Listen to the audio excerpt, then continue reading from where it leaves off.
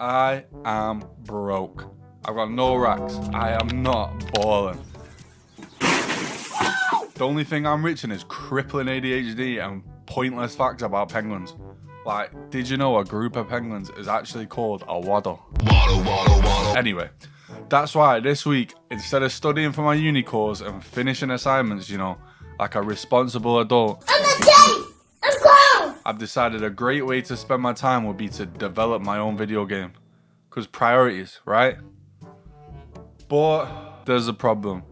As you probably know, game development is expensive. These companies like Rockstar, Activision and Ubisoft, well, let's not talk about them, spend millions of dollars developing their titles using teams of hundreds of people over the space of years, sometimes decades. And like I mentioned at the start of this video, my wallet is empty. My bank account is dry.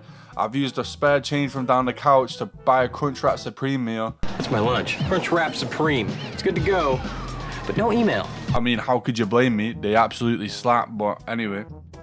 Luckily for me, the gods of Unreal Engine have been blessing us every single month with 5 free asset packs to use in our games however we want. So, let's get to it. Oh, and to make it a little bit harder, I've given myself a time limit of 24 hours, technically.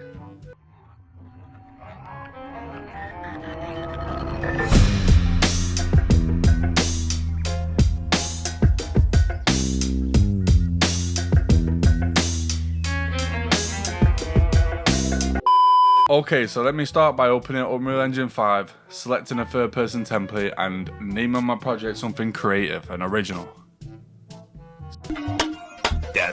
Now the project's open, when I hit play, I had this character I could run around the map and jump, no coding needed, everything's done for me, so great, the game's done. Now I can go down to Taco Bell and get a Crunchwrap. I looked in a pack of characters I got in the free for the month asset packs, and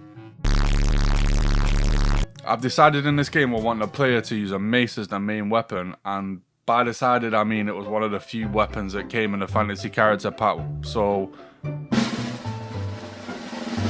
I started creating a weapon system with pickups, which was a huge waste of time since I only implemented the mace and could have just spawned the actor in my hand on begin play, but we don't talk about that. The weapon system literally just checks what pickup blueprint I'm overlapping, and then when I press my interact input, it spawns the weapon of that class in my hand, so it's not too complicated. And then I just updated the Anim BP to change state machines using an enum. And aha, now I can pick up my mace. Perfect. Now I have my weapon, I need to set up an attack system, so I head on over to Mixamo and get myself some free animations. They aren't the best, but everything tastes better when it's free, and these are pretty tasty. The only issue is that they aren't root motion, so when I swing, my character is kind of stuck in the same place, and unless the enemies are dumb as fuck, it's going to be pretty hard to hit them, right? There is a solution though, motion warping. It looks kind of janky because the animations are still meant to be in place, but with motion warping I can move the player to the enemy while it's attacking if it's within the warp radius, and it makes combat feel more fluid and reliable, and it just feels more polished, even though it doesn't look very polished with these 3 animations. The attack itself is a combo system. Basically it just plays a certain section of an attack montage and then goes to the next section if you click the left mouse key within a certain time. I've handled the melee trace in a separate custom event that runs when a montage notifier is received. That way it only traces for a certain part of the attack, so it's not tracing through the entire attack, so pretty simple. And that's attacking, but what's the point of combat if I don't have an enemy, right? There we are. Look at this unlucky bastard. On the enemy I set up a health system and made them react every time they hit until health is 0, and then they just run a death custom event. The death custom event is just a death animation and then destroy actor essentially. I also made soul pickups that spawn where the enemy dies that the player can pick up, and later on in development I'll be adding XP every time it gets picked up, but you'll see that later. Next, I implemented a target lock-on system so the player can lock onto enemies when they're fighting, just pressing the middle mouse button. I'm not gonna lie, this is way too confusing for me to code on my own, so shout out to Dark Law Creations for the tutorial. Go check out his channel, it was super easy to follow along. One thing though was, he had the target system switch target using key inputs, which I was not a fan of, so I changed it so that when the mouse input value is negative, the target would switch left and positive right. This just felt more natural and similar to other games. Okay, wow, so now this is actually starting to look like a real game, right? From Software, you can expect my application on your desk by sunrise, so get my office ready. I did make a simple dash system as well, so you can dash forward, left, right, back. I was meant to make it so you lose stamina when you dash, but I completely forgot to do that, so never mind. Talking about stamina, I set up a health and stamina system and I added a sprint function. This is extremely basic and it did have some bugs, so when it came to stamina regen, for some reason it didn't regen properly if you were regenning and then press sprint again, so but I didn't have time to fix that, so it doesn't really matter. And now it is the moment I have not been looking forward to. AI. I am awful at programming AI. Behavior trees make me want to pull what's left of my receding hairline out, and no matter how many times I work on them, I always make the same mistakes. I've kept the AI simple. The AI will either be idle or it'll patrol a spine, and then when it's alerted, either by sight or damage, it'll run up and attack. Throw in 2 swings if close enough to the player. They will circle the player and find space if they're not attacking, and if the player runs away, it will just continue to chase the player until it's close enough to attack. This AI is really simple, but I was running out of time as I wanted it done by Friday so I could edit the video on Saturday. So I didn't want to expand on the AI too much and just drag the whole thing out. One bug I had was that when the AI died, it would still focus on the player and just spin round on the floor like in its death animation, and it looks so stupid, which I didn't have time to fix, so I just hid the mesh after the death animation played. This is when I kind of got bored of coding, so I went on to level creation. This level I made is just super small, it's purely a proof of concept, so I didn't really spend much time on it. I started by creating a landscape material using Quixel materials. This is really simple material, it allows you to paint different layers on a landscape, that's it. After that, I blocked out the level with Megascan's cliffs and sculpted the floor to give it like a more realistic feel.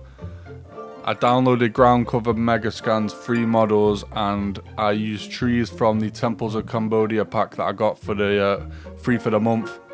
I just threw in some props and some buildings from that same pack, give the map some character, and that was all I did for the level. It wasn't super thought through, the level design was iffy, but it worked for a mini proof of concept game, so there it is. After I finished the level, I decided to make a boss, which isn't really a boss because it's just a duplicate of the enemy AI with more health and different attack animations. It deals more damage though, so it's basically a boss, right? I set it so that when you enter the boss area, some scary boss music plays, you know? To set the tone and make this guy a bit more intimidating. And if anyone's wondering, I got all the sounds I used for this entire game from Pixabay or Free Sounds, so go check that out if you need sounds.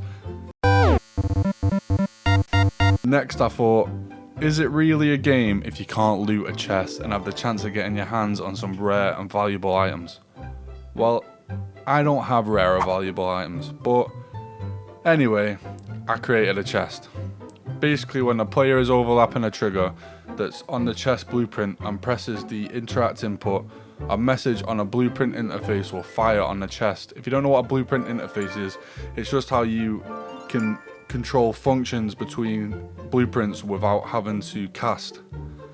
But anyway, the event will fire and it will play an opening animation that I just made from scratch, just a simple little animation, and then it will spawn a soul above the open chest so the player can grab that, get some XP. I forgot to mention I did add a XP system and a leveling system so you can grab these souls and level up when you reach the max XP, and then every time you level up there'll be more max XP added so that you'll have to get more souls to rank up the next time. Again, it's a pretty simple system. Could have expanded on it, didn't really have the time, but it works. So that's the game done, right? Well, not really, because super last minute I realised I didn't implement a healing system, and what kind of game doesn't let you heal?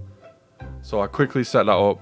It was super simple and just sets current health to max health if the player has health potions left. It also plays an animation I got from Mixamo and spawns a heal particle effect that I got from a free VFX asset pack. I found it on the store. I'll show it you on the screen now. And that was me out of time. There was some things that I wanted to do, like add a shop system to upgrade weapons, create more enemy types, stuff like that, but like I said, I needed to finish by a deadline, and as this is just a small game for a video, I didn't see the need to extend the deadline anymore. So now I will show you a run through the game with all the mechanics I used. It's only a tiny level, but I don't have plans to extend it as I've got a main project I'm working on. If you want to see that, you can go check it out. I've got development videos on the channel. And also subscribe and comment if you want to see a tutorial series on how to make a Souls-like game, or a game like I've made here, but with more polished features.